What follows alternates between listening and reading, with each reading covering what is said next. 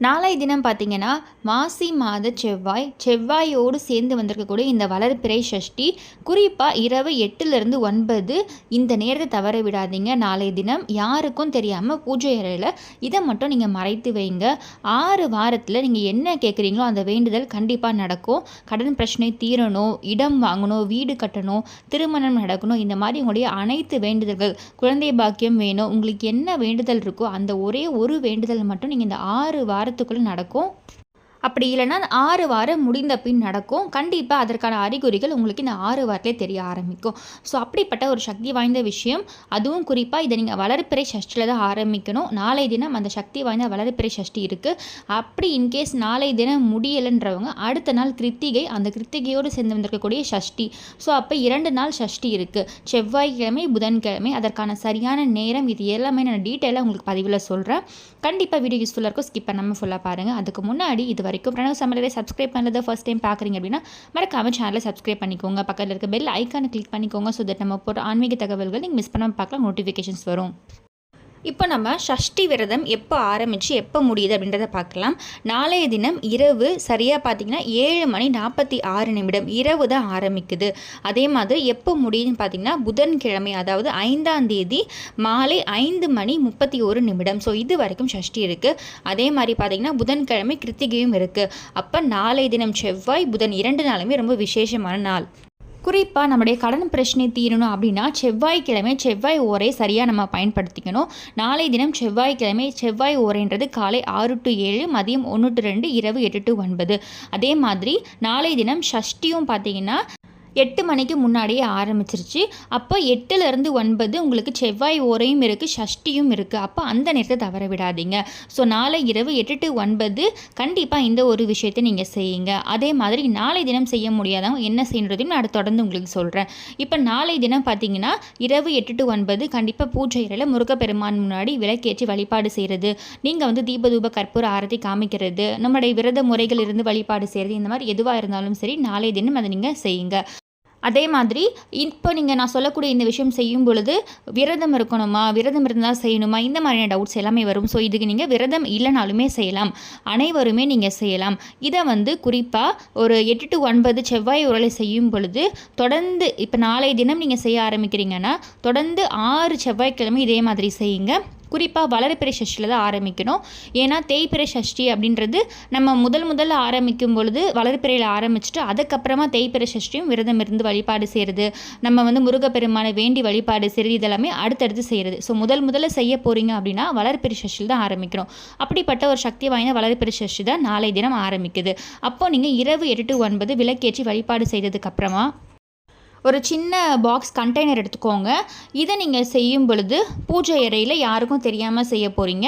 அந்த பாக்ஸும் பார்த்தீங்கன்னா டிரான்ஸ்பரண்ட்டாக இருக்காத மாதிரி வெளியே தெரியாத மாதிரி ஒரு பாக்ஸாக பார்த்து எடுத்துக்கோங்க. பிளாஸ்டிக் பாக்ஸ் இருந்தாலும் எடுத்துக்கலாம், சில்வர் பாக்ஸ் இருந்தாலும் நீங்கள் எடுத்துக்கலாம், சின்ன பாக்ஸ் எடுத்துக்கோங்க.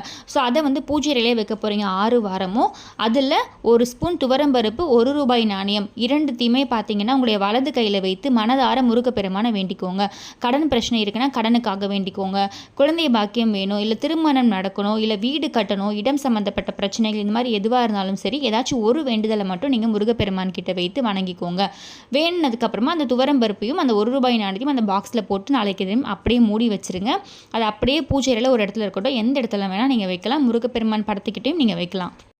இது மாதிரி தொடர்ந்து 6 செவ்வாய்க்கிழமை செய்ய போகிறீங்க. ஆரம்பிக்கிறது நாளை தினம் சஷ்டியில் ஆரம்பிக்கிறோம். அதற்கப்புறமா பார்த்தீங்கன்னா நாளை தினத்திலிருந்து ஒவ்வொரு செவ்வாய்க்கிழமையும் இதே மாதிரி 6 வாரம் தொடர்ந்து செய்யுங்க. இன்கேஸ் நடுவில் மாதவிடாய் காலம், தீட்டுக்காலம் அப்படின்ற பட்சத்தில் அந்த வாரத்தில் உங்களால் செய்ய முடியலன்னா அந்த வாரத்தை மட்டும் விட்டுட்டு அடுத்த வாரம் நீங்கள் கண்டினியூ பண்ணலாம். முடிஞ்சவங்க ஒவ்வொரு வாரம் செவ்வாய்க்கிழமையும் பார்த்தீங்கன்னா முருகப்பெருமானுடைய கோவில் உங்கள் நியர்பை உங்கள் வீட்டுக்கிட்ட என்ன இருக்கோ அந்த கோவில்கிட்ட போயிட்டு நீங்கள் யாருக்கு கடன் இருக்கோ, இப்போ உங்களுக்கு கடன் இருக்கலாம், இல்லை உங்கள் வீட்டில் இருக்கக்கூடிய மற்றவர்களுக்காக நீங்கள் இதை செய்யலாம், யார் பேரில் கடன் இருக்கோ அவர்களுடைய பெயரில் அர்ச்சனை செய்யுங்க இந்த 6 வாரமும் தொடர்ந்து. அப்படி முடியாத பட்சத்தில் 6 வாரம் எங்களால் அந்த மாதிரி அர்ச்சனை செய்ய முடியல, நான் வீட்டில் தான் வழிபாடு செய்திருக்கேன் அப்படின்னு நினைக்கிறவங்க 6 வாரம் முடிஞ்சதுக்கப்புறமா 6வது வாரம் அப்படி இல்லைனா 7வது வாரம் இந்த துவரம் பருப்பை நீங்கள் பறவைகளுக்கு, அதாவது மண்பாங்கான இடம் மரத்துக்கடியில் தூவி விட்டுடுங்க. அந்த 6 ₹1 நாணயத்தை எடுத்துகிட்டு போயிட்டு கோவில் உண்டியல், முருகப்பெருமான் கோவில் உண்டியலை செலுத்திடுங்க. அப்படி செலுத்தும் பொழுது அந்த வாரம் கண்டிப்பாக நீங்கள் அர்ச்சனை செய்யுங்க. 6 வாரம் நீங்கள் தொடர்ந்து அர்ச்சனை செய்ய முடியலனாலுமே எந்த வாரம் நீங்கள் உண்டியலில் காணிக்கை செலுத்துகிறீங்களோ அந்த வாரம் கண்டிப்பாக நீங்கள் அர்ச்சனை செய்யுங்க. ஒரு சிலருக்கு அந்த 6 வாரத்துக்குள்ளேயே நல்ல மாற்றம் தெரிய ஆரம்பிக்கும். நீங்கள் என்ன வேண்டுதல் வேண்டியிருக்கீங்களோ அது நடக்க ஆரம்பிச்சிருக்கும். ஒரு சிலருக்கு அந்த 6 வாரம் முடிந்ததுக்கு அப்புறமா கண்டிப்பாக நடக்கும். ஆனால் நம்பிக்கையோடு செய்யுங்க. ஒரு விஷயத்தை நம்ம செய்கிறோன்னா கண்டிப்பாக நம்பிக்கை இல்லாமல் செய்யக்கூடாது. முழு நம்பிக்கையோடு செய்யுங்க. உங்களுக்கு ஒரு வழி பிறக்க ஆரம்பிக்கும். அடுத்து இப்போ ஒவ்வொரு செவ்வாய்க்கிழமையும் நீங்கள் வேறு என்ன செய்யலாம் கடன் பிரச்சனை தீர்வதற்கு அப்படின்னு பார்த்தீங்கன்னா, கொஞ்சமாக துவரம்பருப்பு பறவைகளுக்கு தானமாக வைங்க. ஏன் நம்ம துவரம்பருப்பு வைத்தா இந்த மாதிரி நிறைய விஷயங்களுக்கு துவரம்பருப்பை பயன்படுத்துகிறோம் கடன் பிரச்சனைக்குன்னு பார்த்தீங்கன்னா, நம்மளுடைய கடன் பிரச்சனை, நிலம் சம்மந்தப்பட்ட பிரச்சனைகள் இது எல்லாத்துக்குமே காரணம் செவ்வாய். செவ்வாய்க்கு அதிபதி முருகப்பெருமான். அவருக்குரிய தானியம்னு பார்த்தீங்கன்னா துவரம்பருப்பு. அப்போ துவரம்பருப்பை குறிப்பாக செவ்வாய்க்கிழமை செவ்வாய் ஓரையில் நீங்கள் தானம் செய்யும் பொழுது விரைவிலேயே உங்களுக்கு கடன் பிரச்சனை தீரும். அந்த செவ்வாய்க்கு அதிபதியான முருகப்பெருமான் கண்டிப்பாக அந்த செவ்வாயால் ஏற்படக்கூடிய அனைத்து விதமான பாதிப்புகள் இருந்துமே உங்களை சீக்கிரமாகவே ஒரு வழி காமிச்சு அதிலேருந்து வெளியே வர வைப்பார். வாய்ப்பு இருக்குது, முடிஞ்சவங்க உங்களால் ஓரளவுக்கு 1/2 கிலோ இல்லை 1 கிலோ தானம் செய்ய முடியும்னா அந்த தானத்தை நீங்கள் இல்லாதவங்களுக்கு, ஏழை எளிய மக்களுக்கும் செய்யலாம்.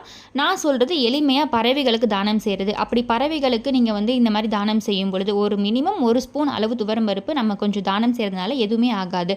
அதனால் உங்களுக்கு நல்லது மட்டும் தான் நடக்கும். ஏன்னா பறவைகள் சாப்பிடும் பொழுது உங்களுடைய கர்ம வினை தீர ஆரம்பிக்குது. ஸோ நம்முடைய கடன் பிரச்சனைகளுக்கும் ஒரு காரணம் கர்ம வினை. அந்த கர்ம வினை படிப்படியாக தீர்ந்தாலே உங்களுடைய பிரச்சனைகள் ஆட்டோமேட்டிக்காக தீர ஆரம்பிக்குது. ஸோ இந்த மாதிரி பல நன்மைகள் உங்களுக்கு ஏற்படக்கூடிய ஒரு எளிமையான விஷயம் இந்த துவரம்பருப்பில் இருக்குது. இப்போ நீங்கள் துவரம்பருப்பு பறவைகளுக்கு வைக்கிறதுக்கு முன்னாடி கொஞ்சமாக ஒரு கைப்பிடி சொல்லியிருக்கேன், இல்லை 1 ஸ்பூன் சொல்லியிருக்கேன் பார்த்தீங்களா, ஒரு கைப்பிடி அளவுன்றது ரொம்ப அதிகமான இது தான். ஏன்னா இப்போ ரொம்ப ரேட் அதிகமாக இருக்குன்றதுனால ஒரு கைப்பிடி அளவு நம்மளால் பயன்படுத்த முடியாது. ஆனால் எல்லாராலையுமே 1 ஸ்பூன் அளவு இல்லை ஒரு 5 துவரம்பருப்பாச்சு மினிமம் எண்ணி கூட நீங்கள் எடுத்துக்கலாம். ஸோ அந்த அளவுக்காச்சும் எடுத்துக்க முடியும். அதை நீங்கள் உங்களுடைய வலது கையில் வைத்து முருகப்பெருமான மனதார வேணுனதுக்கப்புறமா அதை அப்படியே மண்பாங்கான இடம், உங்கள் வீட்டுக்கிட்ட பறவைகள் வருதுன்னா அந்த இடத்துல தூவி விடுங்க. ஸோ இதை கண்டிப்பாக செவ்வாய்க்கிழமை செவ்வாய் உருளை செய்யுங்க. காலை 6 to 7, மதியம் 1 to 2, இல்லை இரவு 8 to 9 இந்த நேரங்களில் செய்யுங்க. இது இல்லாமல் நம்ம பூஜை அறையில் பாக்ஸில் கண்டெய்னரில் ஸ்டோர் பண்ணுறது தனியான ஒரு விஷயம். இப்போ அடுத்து நாளை தினம் செய்ய முடியல, சஷ்டியில் செய்ய முடியல, இல்லை செவ்வாய் ஓரையில் செய்ய முடியலன்னு நினைக்கிறவங்க அடுத்து நீங்கள் கிருத்திகை புதன்கிழமை அந்த தினமும் செய்யலாம். அந்த தினம் செய்யும் பொழுது நீங்கள் ராகுகாலம் எமகண்டம் தவிர்த்து மற்ற நேரங்களை எப்பொழுதும் வேணால் செய்யலாம். அதே மாதிரி முடிஞ்சவங்க செவ்வாய்க்கிழமை புதன்கிழமை இந்த 2 நாளுமே கொஞ்சமாக துவரம்பருப்பு நீங்கள் தானம் செய்யுங்க பறவைகளுக்கு. முடியாத பட்சத்தில் ஏதாச்சும் ஒரு நாள் மட்டுமாவது செய்யுங்க. அதே மாதிரி செவ்வாய் ஓரையில் ஒரே ₹1 சிகப்பு கலர் துணியில் முடிச்சு வைத்து நீங்கள் வேண்டுதல் செய்தாலும் கண்டிப்பாக அந்த வேண்டுதல் நடக்கும். இதுவும் நீங்கள் ஒரு 6 வாரம் செய்யலாம். ஸோ இந்த வழிபாட்டில் உங்களால் எது செய்ய முடியுமோ கண்டிப்பாக அதை செய்யுங்க. அதே மாதிரி செவ்வாய் ஓரையில் உங்களுடைய கடனில் அசலில் ஒரு தொகையை நீங்கள் திருப்பி செலுத்தினீங்கன்னா அந்த கடன் முழுவதுமாகவே சீக்கிரம் அடைஞ்சிரும். அப்படி செலுத்த முடியலனா வீட்டிலேயே ஒரு கவரில் தனியாக எடுத்து வச்சுருங்க. இந்த மாதிரியும் நீங்கள் செய்யலாம். விரைவிலேயே உங்களுடைய கடன் பிரச்சனையை முருகப்பெருமான் தீர்த்து வைப்பார். நம்பிக்கையோடு செய்யுங்க. ஸோ இந்த பதிவு யூஸ்ஃபுல்லாக இருக்குது, இந்த பதிவு பிடிச்சிருக்குன்னா மறக்காமல் பிரணவ் சமையலை சப்ஸ்கிரைப் பண்ணிக்கோங்க. பக்கத்தில் இருக்க பெல் ஐக்கானை கிளிக் பண்ணிக்கோங்க. ஸோ தட் நம்ம போகிற ஆன்மீக தகவல்களை மிஸ் பண்ணாமல் பார்க்கல நோட்டிஃபிகேஷன்ஸ் வரும். மீண்டும் இன்னொரு நல்ல பதிவில் உங்களை சந்திக்கிறேன். நன்றி.